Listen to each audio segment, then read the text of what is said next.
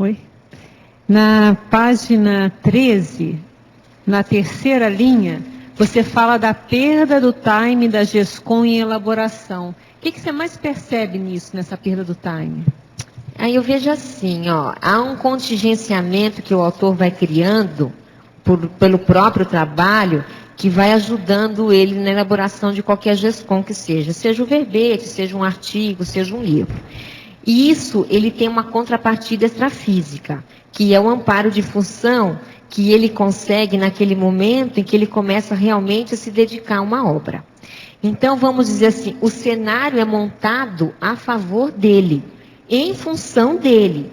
Quando eu digo em função dele, é porque ele se deu, vamos dizer, ao mérito, vamos chamar assim, ou ele criou condições para que isso acontecesse. Mas aí na vida dele passa lá um vento noroeste, e quando ele vê, ele se enrola com alguma coisa e começa a se distanciar daquele projeto inicial. E aí ele começa a se distanciar e ele vai perdendo o timing, que era a vivência daquela GESCOM na sua integralidade. Porque quando você, principalmente se você está escrevendo um livro, mas o verbete também, você entra naquela temática e parece que você vivencia aquele tema, né? Quem já escreveu alguma coisa sabe disso.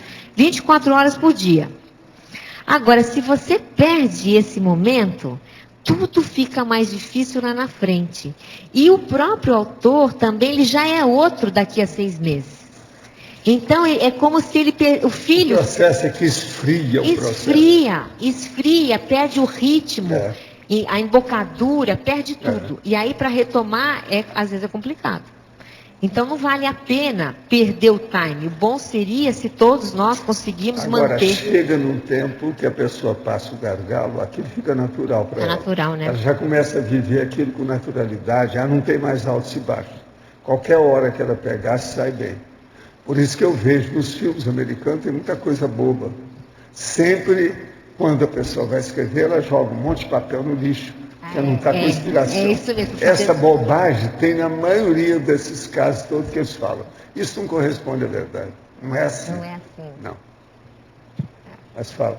Mabel, é o seguinte, essa enrolação do autor, estou dizendo o autorando, né? Seria o autorando, que ele enrola, ele tem condições potenciais para escrever e não consegue. Qual Como seria acontece com vocês, é isso que você está falando? Comigo também, com mais gente, mas, bom, estou falando mais de mim. Na sua opinião, quais as causas disso maiores, ou a causa, sei lá? Eu acho, vendo que não tem uma causa, né, única. Porque aí, no caso, cada caso é um caso, né, assim? Mas existe algumas condições que a gente pode levar em consideração. Eu acho que o primeiro caso a ser estudado é o processo pensênico da pessoa. Ela é retilínea ou ela tem uma pensenidade tortuosa? Porque às vezes o processo ele é mais embaixo, né? Então eu tenho que ver assim, eu sou uma pessoa do enrolation normalmente, do circumpensene, ou eu sou uma pessoa mais, vamos dizer assim, focada.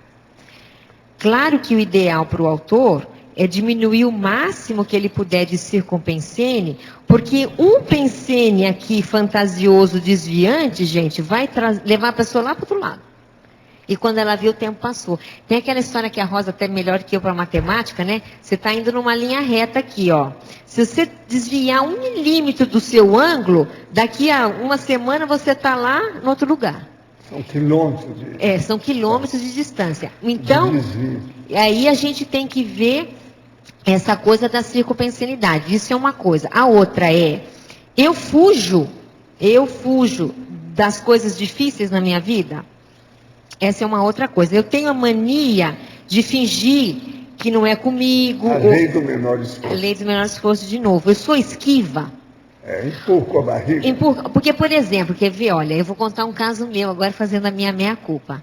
Eu estou fazendo lá a minha dissertação de mestrado. E tem uma parte da minha dissertação que eu não gosto, que eu não entendo nada, que aquilo para mim é um bicho de 7 cabeças. Que é a parte estatística. Mas não é uma estatística simples, é uma estatística complexa. Aí o meu orientador pegou... Mas você tem um especialista. Tá danado, Valdo. Porque eu perguntei para todos os professores de Foz do Iguaçu, nenhum professor de estatística sabe aquilo. Você vê o tamanho da encrenca. Aí o professor, meu orientador, ele me deu 80 páginas de estatística. E falou assim, agora você pode analisar. Eu cheguei aqui no Foz do Iguaçu, isso foi em Curitiba. O que eu fiz, Arlindo? Eu peguei aquelas 80 páginas, coloquei numa gaveta e falei assim, eu vou fazer de conta que isso não existe na minha vida. E deixei lá 15 dias. Só para eu, vamos dizer assim, metabolizar a encrenca que eu tinha que enfrentar. Então, veja, eu estou contando isso em um caso de estatística. Quantos de nós não fazemos isso nas nossas GESCONs? Que a gente, vamos dizer, deixa de lado. Isso é um avestruzismo. É um avestruzismo, entende? Aí entra muito, eu acho, processo emocional, que é uma reação dramática perante uma realidade que precisa ser enfrentada. No meu caso, agora, obviamente, já tirei os papéis da gaveta e já estou enfrentando, estou no último teste das 80 páginas. Mas veja, é preciso fazer isso. Senão fica no embromeixo. Então a pergunta é, tem uma frase do professor Valdo que é, o dia é hoje, não é assim? Hoje é o dia, hoje é o dia, hoje é o grande dia. Hoje é o grande dia. Então a gente tem que acordar de manhã e falar assim, hoje é o grande dia, é hoje que eu vou resolver aquele verbete, não vai passar de hoje. Agora já escrevi também sobre o dia matemático. Matemática. É isso aí. É. A pessoa se ajustar. Agora tem uma coisa, né? Quando a gente começa a enfrentar o problema vai ficando pequenininho. O problema antes era uma montanha e você ficava pequenininho. O problema é que a pessoa, ela amplia. Amplia demais. Se ela começar só a pensar teoricamente no problema, ela amplia o conflito.